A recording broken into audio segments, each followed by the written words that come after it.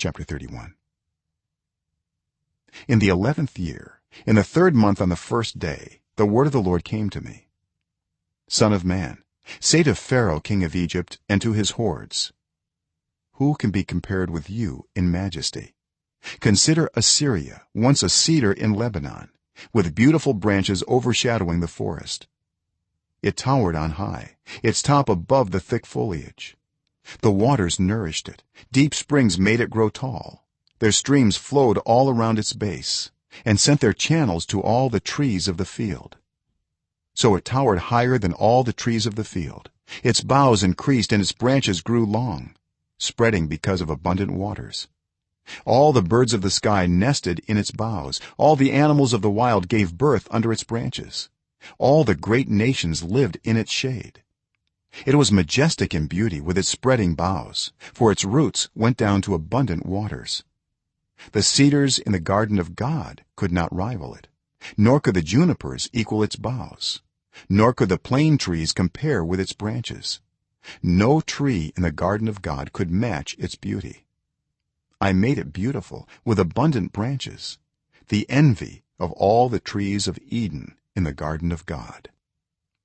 Therefore this is what the sovereign Lord says: because the great cedar towered over the thick foliage, and because it was proud of its height, I gave it into the hands of the ruler of the nations, for him to deal with according to its wickedness.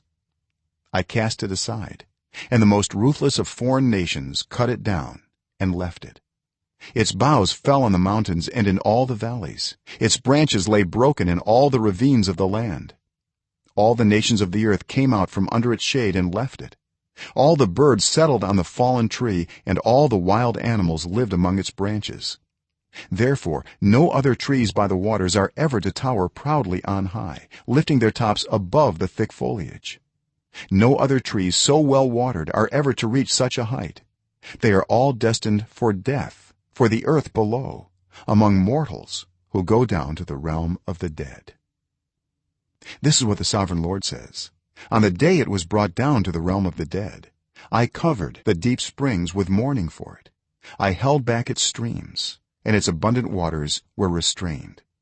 Because of it I clothed Lebanon with gloom, and all the trees of the field withered away. I made the nations tremble at the sound of its fall when I brought it down to the realm of the dead, to be with those who go down to the pit. Then all the trees of Eden, the choicest and best of Lebanon, the well-watered trees, were consoled in the earth below. They too, like the great cedar, had gone down to the realm of the dead, to those killed by the sword, along with the armed men who lived in its shade among the nations. Which of the trees of Eden can be compared with you in splendor and majesty?